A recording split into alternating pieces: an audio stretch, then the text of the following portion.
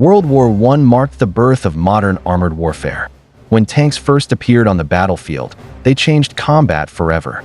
Germany entered the tank race late, but the machines they built and the many they captured reveal a powerful story of engineering under pressure. In this documentary, we break down every German tank used in World War I, their specifications, battlefield performance, and their true importance in the war. 1. The A7V, Germany's first operational tank. The A7V was Germany's only mass-produced tank of World War I, though even mass-produced is an exaggeration, only 20 units were ever completed. Still, the A7V has a special place in history. It was the first fully German-designed tank to enter actual combat. The A7V stood tall at 3.3 meters, making it one of the tallest tanks of the war. It weighed 33 tons, which put tremendous strain on its suspension and engines. Inside, the vehicle required a massive crew of 18 soldiers, drivers, gunners, machine gunners, mechanics, and commanders, all packed into a steel shell. Its armor ranged from 10 to 30 millimeters, thick enough to stop small arms but not heavy artillery.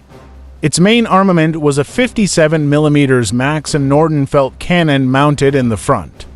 Along the sides were 6 7.9 mm Maxim machine guns, giving it strong close-range firepower.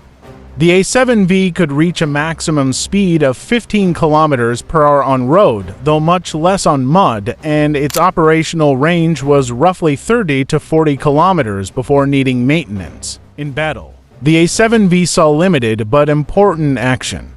It first appeared in March 1918 during the German Spring Offensive.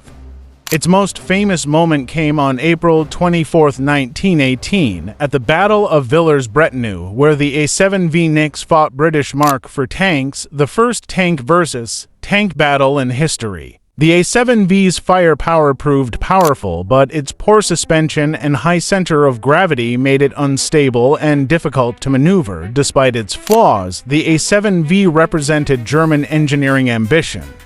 It showed that Germany understood the potential of armored vehicles, even if they lacked the time and resources to fully exploit them. 2. Panzer captured British and French tanks. Because Germany built so few tanks, they relied heavily on captured tanks known as Panzer. Meaning loot tanks or captured tanks, Germany captured more than 300 Allied tanks, and several dozen were repaired, repainted, and deployed in German service. The most commonly captured vehicle was the British Mark for tank.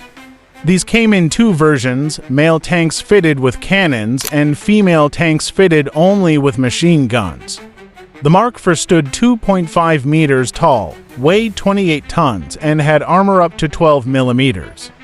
Its top speed was only 6 kilometers per hour, but it was extremely reliable and could cross trenches better than the A7V. Germany often modified these Mark-Ives by adding iron crosses, replacing damaged guns with German machine guns, and adjusting internal equipment.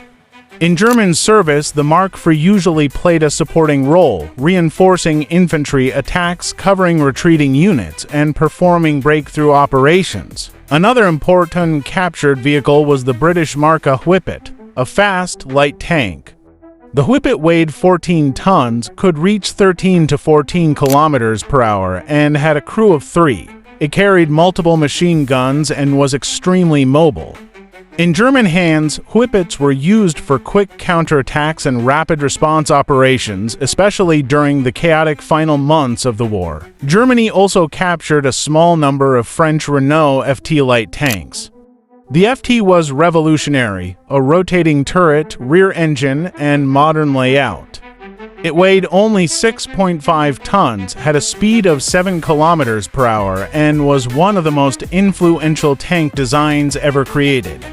Although Germany used only a few captured FTs, their engineers studied the design closely, and it directly influenced post-war German tank development. Panzers were crucial for Germany. They filled gaps, provided armored support, and gave German engineers valuable knowledge of Allied tank technology. 3. LKI and LK2. Germany's light tank projects. As Germany watched the success of Allied light tanks, they began developing their own. The result was the Leichter Kampfwagen, or light combat vehicle, known as LKI and LK2. The LKI was Germany's first attempt. It weighed 8 tons, had a maximum speed of 14 to 15 kilometers per hour, and used a standard truck engine, a sign of Germany's rushed wartime production. Its armor ranged from 14 to 20 millimeters, and it carried either a machine gun or a small cannon.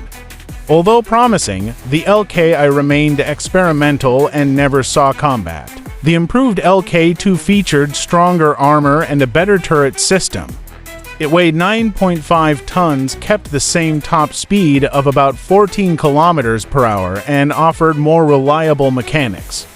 However, the war ended before mass production, and no LK2 tanks were deployed by Germany in WWII. Interestingly, after the war, Sweden secretly bought several LK2 tanks, where they became the Stridsvagn 21, Sweden's first tank, a reminder of how good the design actually was. For the A7VU, the improved A7V. The A7VU was Germany's attempt to fix the mobility issues of the original A7V. U stood for Berholt, meaning upgraded. This prototype resembled British rhomboid tanks with full-length tracks that improved trench crossing ability. The A7VU weighed 40 tons, was heavily armored, and carried a 57mm gun. It reached speeds of around 7 kilometers per hour. Only one prototype was completed, and it never entered combat. Still, the A7VU proved that Germany understood its original design flaws. Germany built few tanks in WWII, but each contributed critical lessons that shaped future armored warfare. From the A7V to the massive K-Wagen, these vehicles marked the beginning of Germany's long relationship with armored engineering. This was every German tank used in World War I.